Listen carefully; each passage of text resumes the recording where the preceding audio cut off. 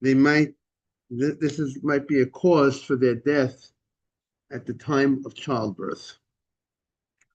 And that's why the Mishnah states, Al Sholosh Averot, because of three sins, Nashim Meitot B'Shashe Deltan. The women pass away during childbirth. Al She'ina Zihirot B'Nida. One of them, if the women are not, this is on Lamed Aleph on the bed, 31b, 4. If she's not careful in the laws of Nida, that could be a cause for their death during, that could be a cause why they pass away during childbirth. Hafroshat al chala, the mitzvah of chala that we spoke about yesterday, separating a certain amount of dough. There's a discussion in the halacha, maybe I'll take it out.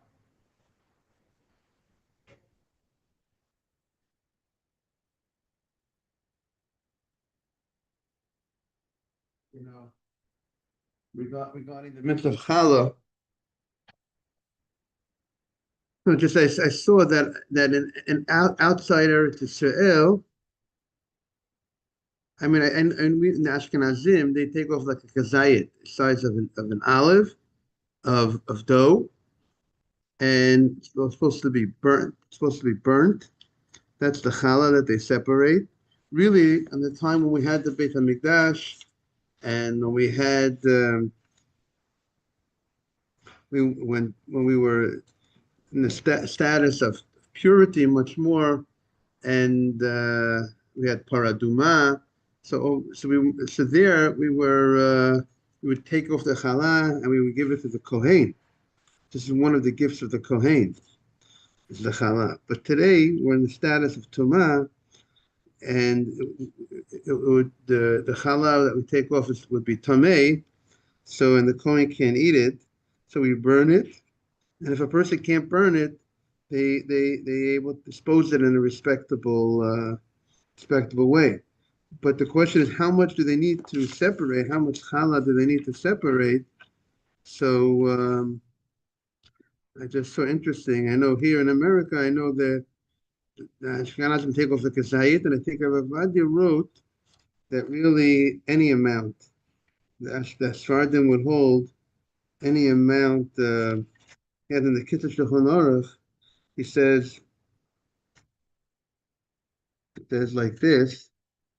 He says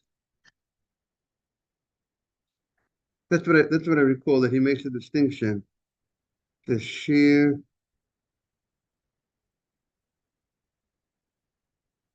the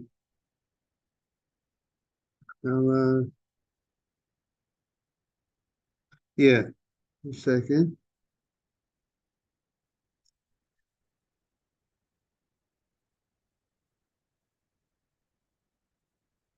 Bisman hazeh, nowadays, where challah is not allowed to be eaten because of the tumah, the Kohanim can eat it, and we burn the challah anyway. So he says you take off any amount of challah.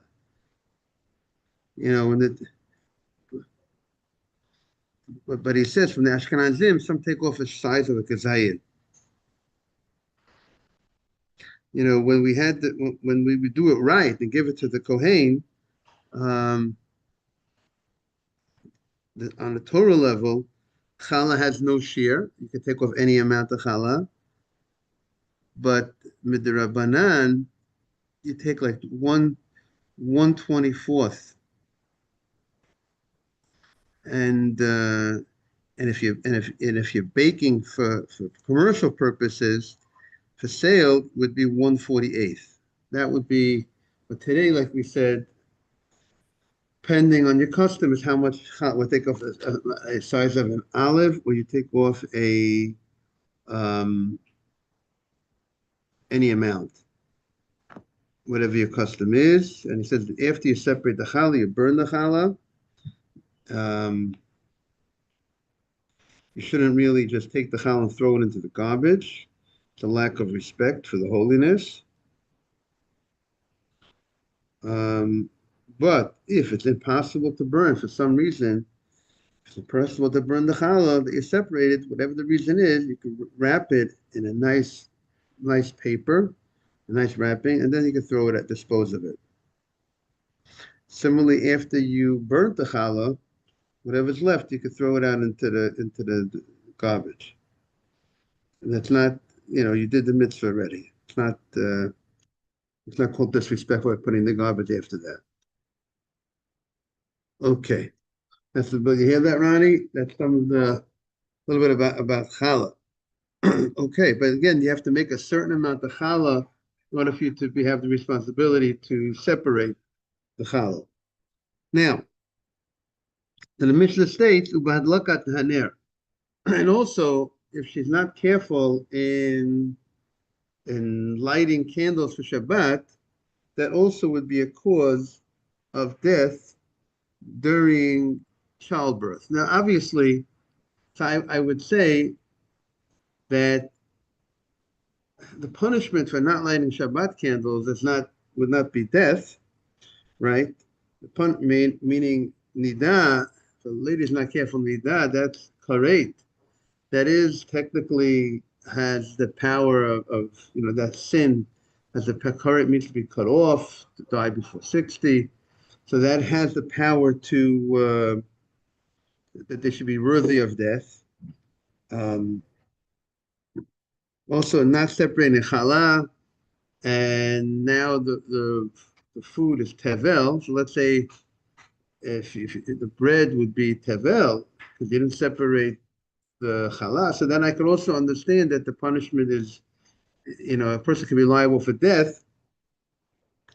But hadlakat haner, lighting the candles, that's why would that be such a severe punishment? So we could say that it's not that the punishment is death for not lighting Shabbat candles.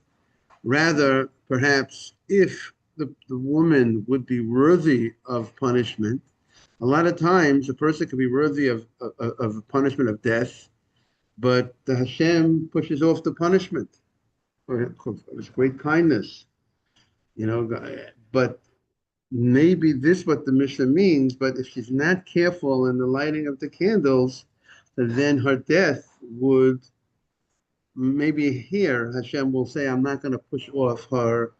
She doesn't have that, she loses that protection perhaps of having her punishment pushed away, and therefore she will perhaps possibly pass as a result of that. So now the Gemara, good morning, Mark. Boker Tov, Mark. Okay, so the Gemara opens up. Neither my time. What's the reason the Mishnah stated that a lady could pass away during childbirth? One of the things that could be a cause, they say, if a person has certain things are causes of certain things, right? If a person goes ahead and someone's extremely overweight, or certain other things that might cause certain types of ailments. So therefore, that's what the Mishnah is stating. If a person is not careful in Nidah, that could be the cause that causes, and one of the reasons why the lady will die during childbirth. So Gemara says, my timer. What's the reason for that? What is childbirth? Why is it, but we're saying with childbirth that she has to go, that's where it happens. So the Gemara says, Amar Rav Yitzchak, he kilkala, she rebelled. She did not follow the word of Hashem. She did not keep the laws of Nidah, b'chadri bitna, which is relevant to her, we'll call her uterus, or you call it her private area, that she wasn't careful with that. They call it chambers of her womb. She wasn't careful with that, which is where the blood comes from. So therefore, midah keneged midah, measure for measure, tilkeh b'chadri bitna. she will get punished by the chambers of her womb, meaning during childbirth. So the Gemara says, Tinach, that could explain Nida. That could explain why the lady, when she's in Nida, she could, as not being careful in Nida, could be the cause of death during childbirth. But Chalav had look at Hanem Ma'ikalamema. Chala. Right? We said another one is Chala not taking off Chala on the dough. What's the connection between Chala and and childbirth? Why should that be the time that Hashem should be punishing her at that time? Somebody had look at her there. She wasn't careful in lighting an air. She wasn't careful in lighting the Shabbat candles. Why is it that during the time of childbirth, what's the connection that she should die at that time because of that? That is the Gemara's question. So the Gemara says, "Kidorish hahu galila aleha, hahu galila aleder of Chizda."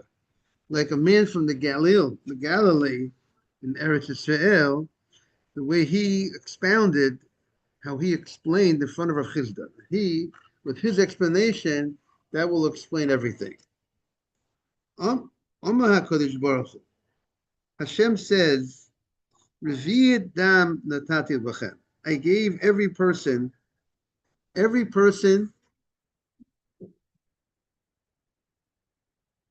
it's all right. Maybe people will walk in. Thank you. So thank you anyways. Good morning, Jaime. Boker Tov.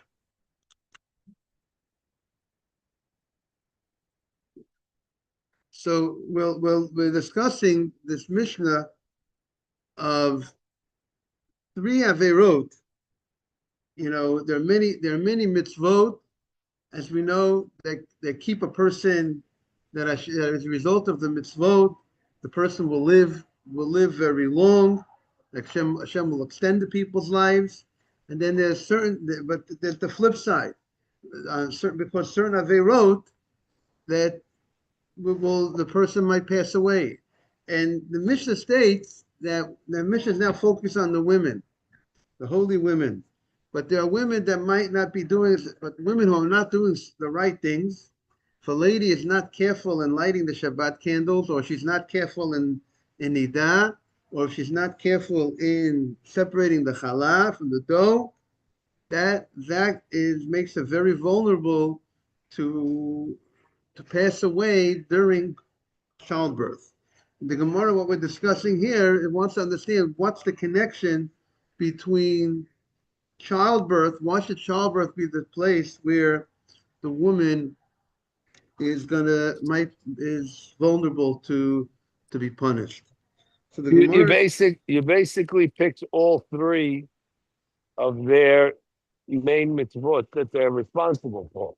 exactly. It's not any one in particular, it's all of them. Right. Nidat sounds very appropriate, but the other one, why are they that? You could have, and why isn't Shabbat one? Right. So like now again, good. So we're gonna see why specifically. Meaning Shabbat, you're right. You know what? Shabbat, they could, if they're not careful of Shabbat, chas v'shalom, they might pass away at a different time. Nothing to do You're with chayav childbirth. nishah. Say it again. You're chayav nishah if you're not good with Shabbat. Right. But childbirth won't be a special time for that to happen. It will be any time like any other time. But here we're saying childbirth specifically is going to be the time for these three. Like you said, Mark said, let's say violating of Shabbat, which is even most serious, so to speak. Everything is serious, but that's even a higher level sin. That's not going to be connected to childbirth. But we have to see when childbirth, when in history childbirth was an issue. Because when Adam came to the world, everybody was going to live forever, childbirth wouldn't be an issue. But now we have to think what's the root of the each issue from childbirth. Okay. When we had childbirth, she seemed with the food. From that moment, So we we don't. make other things. Right, okay, very good. So very good. We're gonna get to the Avram soon. So that is, Mark. You hear what I'm answering you? You're right. For violating Right. Shabbat, if the woman lies Shabbat, she's gonna get punished for that. But that's not connected to childbirth. These three are gonna be connected to childbirth. So why the other two really? Oh, so very good. So we're gonna get there. So he says like this. Amar Kadosh Baruch Hu, God says, "Revi'et dam natati b'chem." I gave you every living person. It seems one person, when they're born, the baby is born with at least a revi'et adam, at least with 3 ounces of blood. Every human, every living person has at least a revi'et adam. Starts off with at least a 3 ounces of blood, which is al iski dam hesarti etchem. I have also I gave you dam, I gave you blood, and I gave you the mitzvah of that's related to blood. What's the mitzvah? At least there's other mitzvahs also related to blood, but here I gave for the women. I gave this mitzvah that's related to blood, and I told you how to keep that mitzvah. Similar, we're going to explain how the Gemara is going to. He's going to develop it. Reshit karati etchem. I called the Jewish people. You're the Reshit. Good morning, Morris. You're the best, right, Morris? And you know we're Ashebacha Banim Mikol Amim. Hashem, you came at a good time, Morris. You're the best, right? You're chosen. I've given you that title. Al Iske Reshit Isharti Etchem. I gave you a mitzvah connected to that title. You've given a title. The Jewish people are given a title. And I want to suggest that it's directly connected. That because you are Reshit, because we are the chosen people, Hashem gave us a mitzvah, which he refers to Reshit, the Reshit of our dough, the best of our, or it means, from your dough, but also it's using the same word that refers to the Jewish people. So when you're taking off the challah, you are remembering that the taking off the challah in a certain sense reminds you about what your position is in life. You're the chosen people. And when you go ahead and when Hashem gives the mitzvah of nidah represents also the idea that Hashem gave life. Hashem gave blood to everybody. Now, the Gemara continues. Now, neshama shenatati bachem, I gave you a soul. I gave you a holy neshama, a holy soul. And that's called a ner.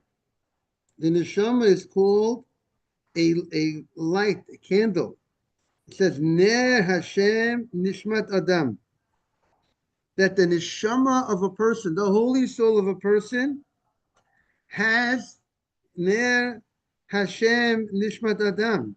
The neshama has from the light of Hashem.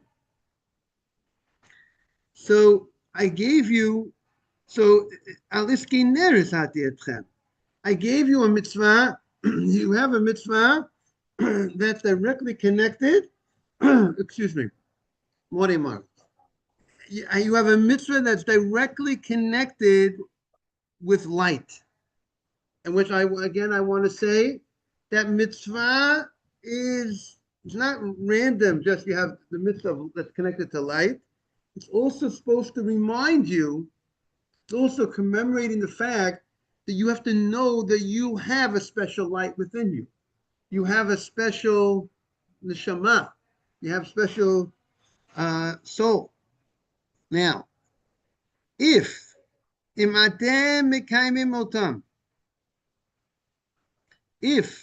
go ahead and you fulfill these mitzvot, you go ahead and you fulfill the mitzvah of nidah and separating challah and lighting the candles, mutav.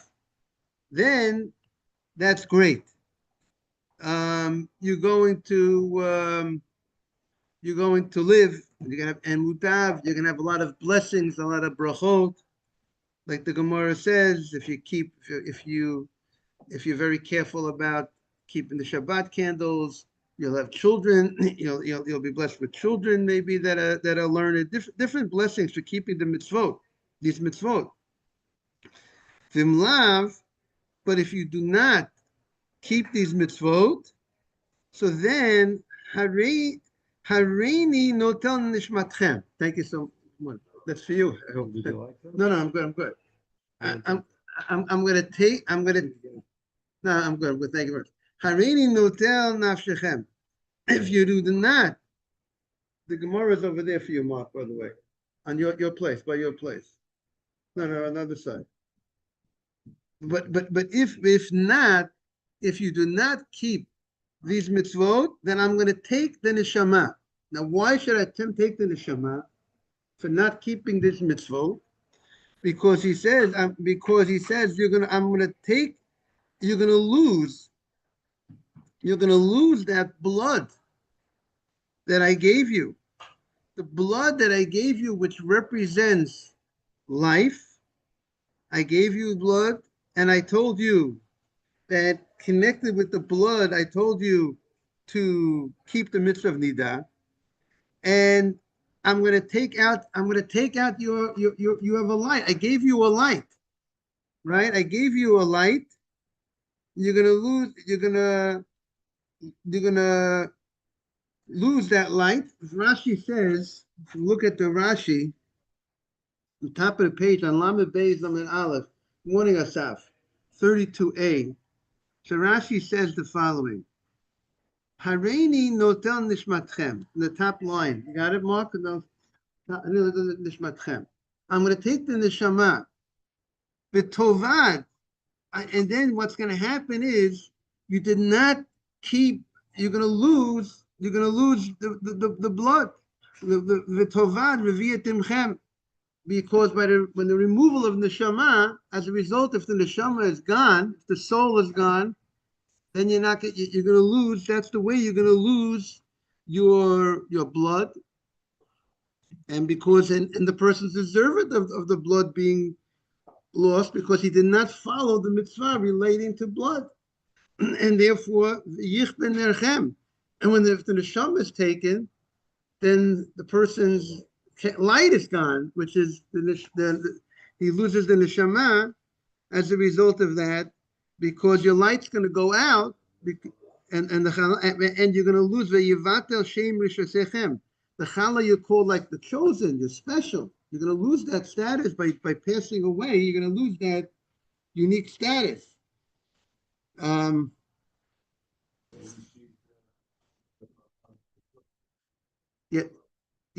Yeah, so that's what the Rashi's we're gonna get to that, right? Rashi's gonna say that right now, Mark. Yes, she's the challah. You're sorry. Other was the challah. You're saying something else. Yeah, they took her.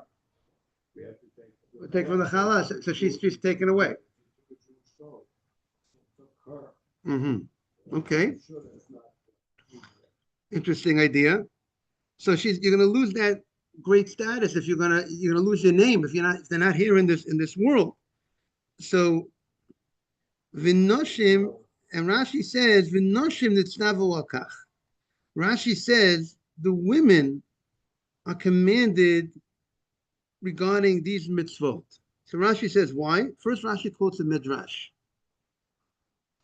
What's the midrash?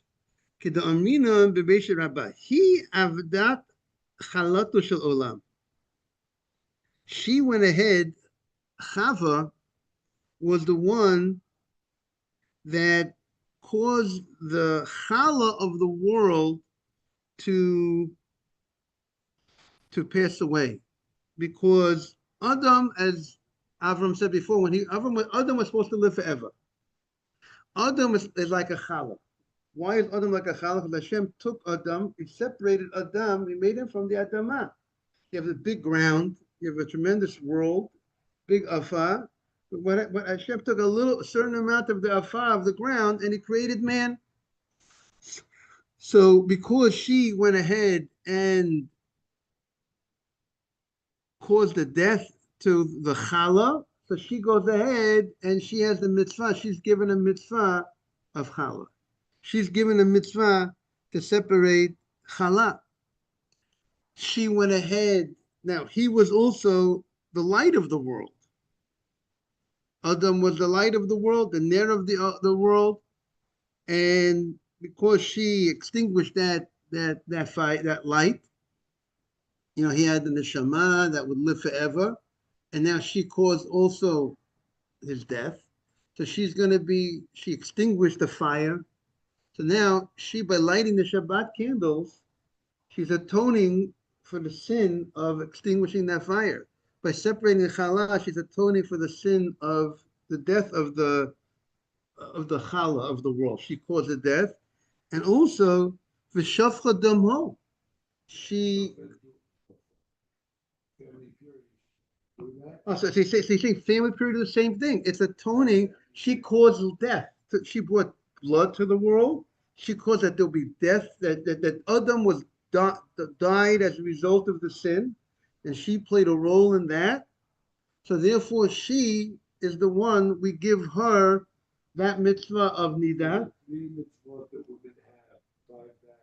Adam, to what she did to Adam, exactly.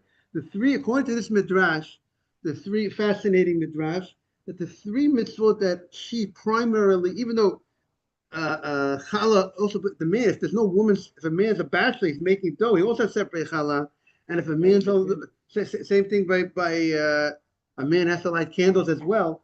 But she is given specifically the first crack, and she's given the prime. We say this is your mitzvah, so to speak. Even though it's a man has a mitzvah too, but it's your mitzvah that you have to take care of, right? Your responsibility. The husband only jumps in when the woman is not doing her. She's running late on a Friday afternoon, right? So then he'll have to jump in to light the candles, right?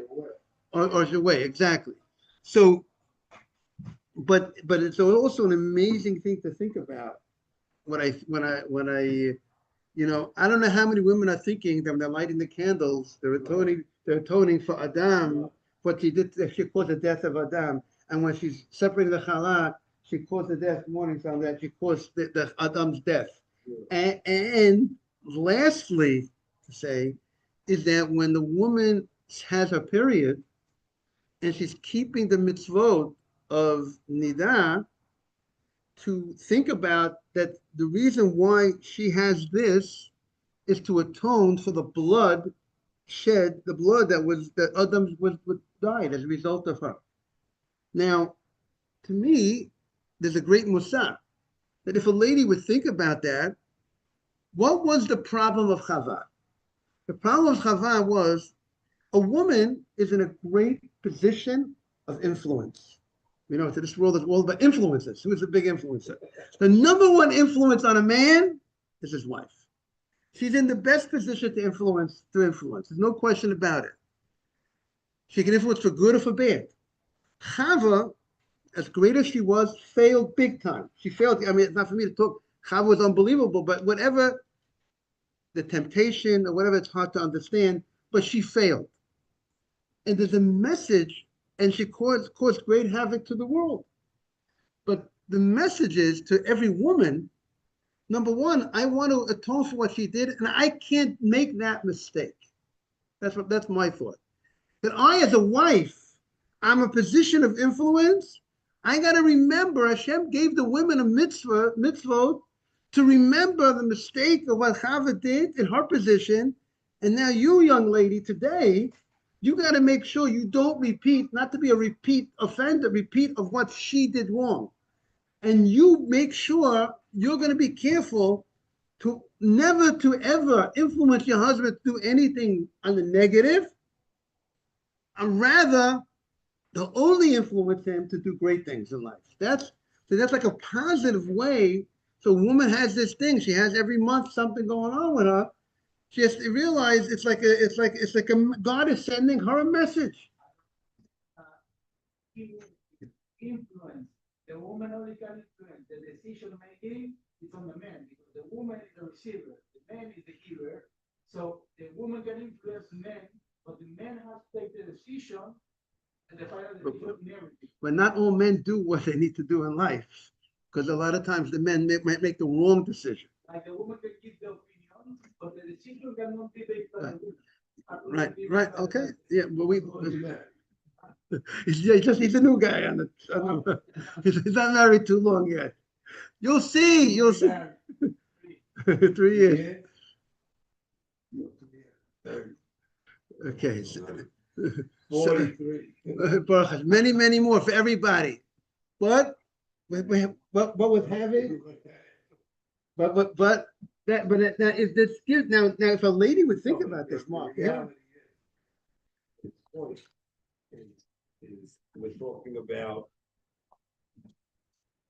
the connection between what Chabad did and what women have as a responsibility. And you influence each other, reality. Right. But here, you're talking about the mitzvot that are connected to women are connected to influence. And what power they have. It's a big responsibility. Right, exactly. They have to know what they have. Exactly, 100%. Morning, welcome. So that's again, this was the punishment for Chava that she's gonna have. The women are gonna have this. I mean, why did Hashem give that? You could ask. This maybe gives an explanation. Why did Hashem? Separating the challah, women separating the challah is a very positive thing. Lighting candles is a very positive thing, but getting a period every month is a very serious, not such a sweet thing, right? It's part of the punishment for.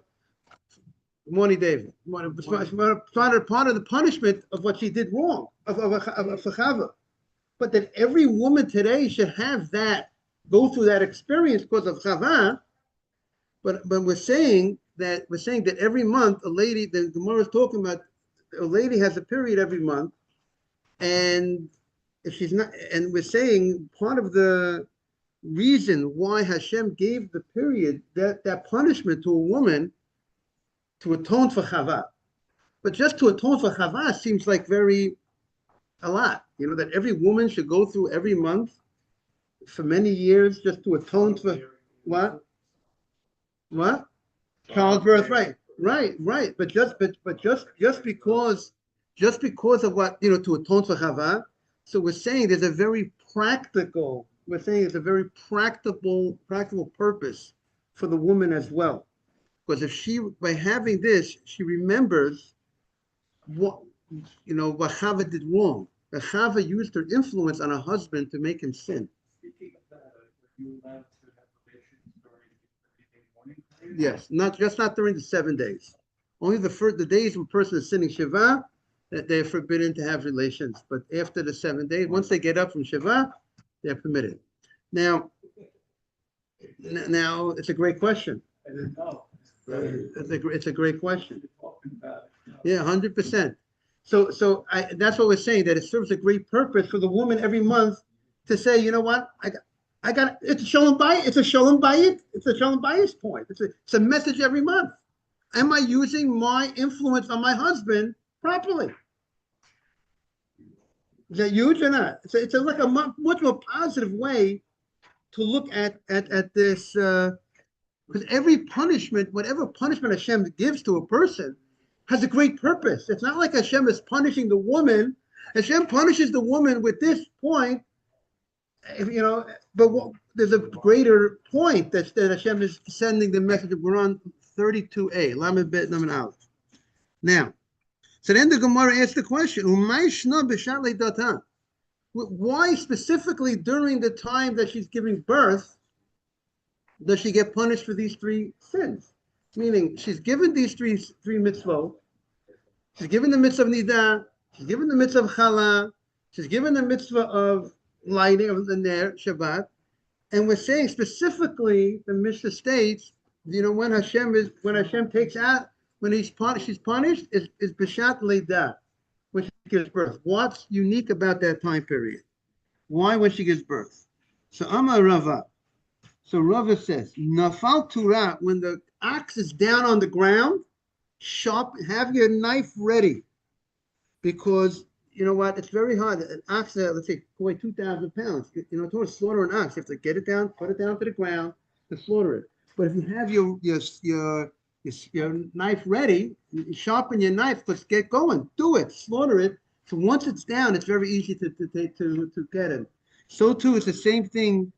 A woman, when she's down, when she's giving birth, her mazal is not so good. She's in great danger. She's weak. She's much more vulnerable, and therefore, at that time, it's easier for punishment to come to catch up with her at that time. And that's she's down, and therefore, nafal turah chadad sakina. Go ahead and sharpen the knife.